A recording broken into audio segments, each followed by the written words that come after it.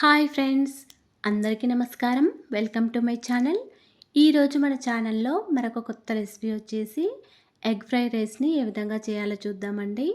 ఎప్పుడైనా కూరలు ఇంట్లో లేకపోయినా కూడా రుచిగా ఏదైనా తినాలి అనిపించినప్పుడు ఈ విధంగా ఎగ్స్ని వేసి ఫ్రైడ్ రైస్ చేసుకుని తినేయొచ్చండి.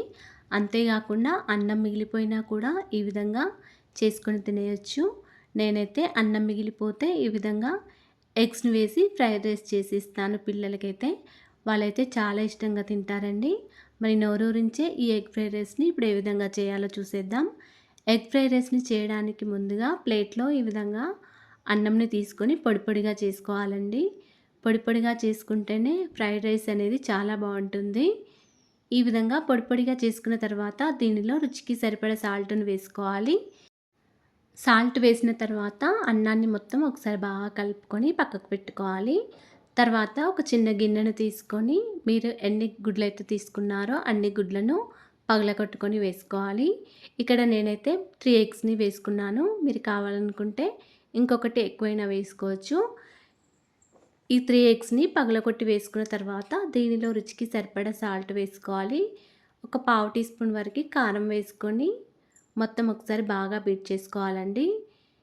స్పూన్తో కానీ విస్కర్తో కానీ బాగా బీట్ చేసుకోవాలండి. ఒక 5 మినిట్స్ వరకు బాగా కలుపుకోవాలి.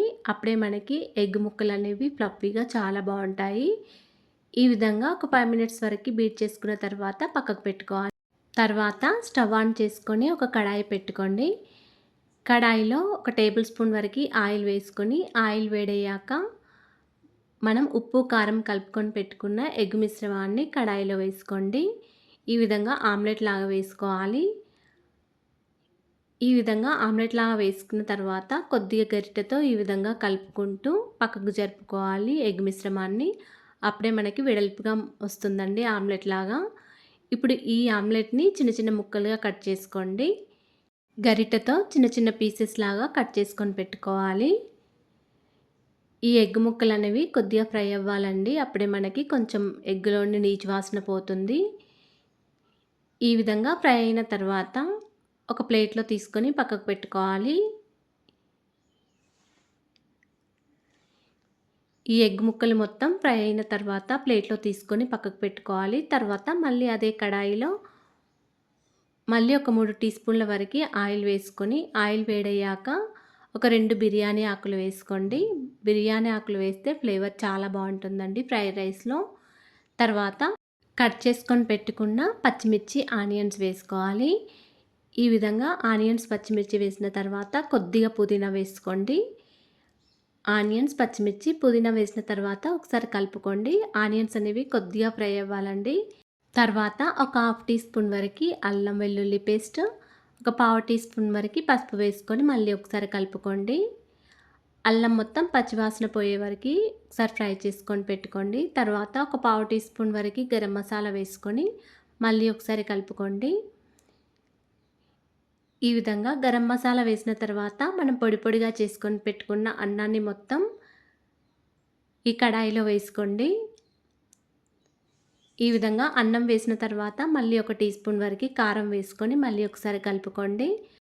మీకు కొంచెం స్పైసీనెస్ ఎక్కువగా కావాలనుకుంటే కొద్దిగా గరం మసాలా అయినా లేకపోతే కారమైనా ఎక్కువైనా వేసుకోండి. ఇప్పుడు అన్నాన్ని మొత్తం ఒకసారి బాగా కలుపుకున్న తర్వాత మనం ఫ్రై చేసుకొని పెట్టుకున్న ఎగ్ ముక్కలన్నీ కడాయిలో వేసుకోవాలి. ఈ అన్నంలోనే వేసుకోవాలండి. అన్నంలో వేసిన తర్వాత మళ్ళీ ఒకసారి అన్నంని బాగా కలుపుకోవాలి. ఈ అన్నంని స్టవ్ని సిమ్లో పెట్టుకుంటూ ఒక 5 మినిట్స్ వరకు రోస్ట్ చేసుకోవాలండి. ఫ్రై అయితేనే అప్పుడు ఫ్రైడ్ రైస్ చాలా రుచికరంగా ఉంటుంది. మనం వేసిన ఆయిల్లో అన్నం మొత్తం ఫ్రై చేసుకోవాలండి. ఒక 5 to 7 మినిట్స్ వరకు. తర్వాత స్టవ్ ఆఫ్ చేసుకోవాలి. అంతేనండి, ఎంతో రుచికరంగా చాలా ఈజీగా చేసే ఎగ్ ఫ్రైడ్ రైస్ని ఏ విధంగా చేయాలో చూసారు కదా. మీరు కూడా ఈ విధంగా ఒకసారి ట్రై చేసి చూడండి. ఈ వీడియో కనుక నచ్చినట్లయితే ఒక లైక్ చేయండి అండ్ షేర్ చేయండి. మా ఛానల్ని సబ్స్క్రైబ్ చేసుకోండి. Thanks for watching.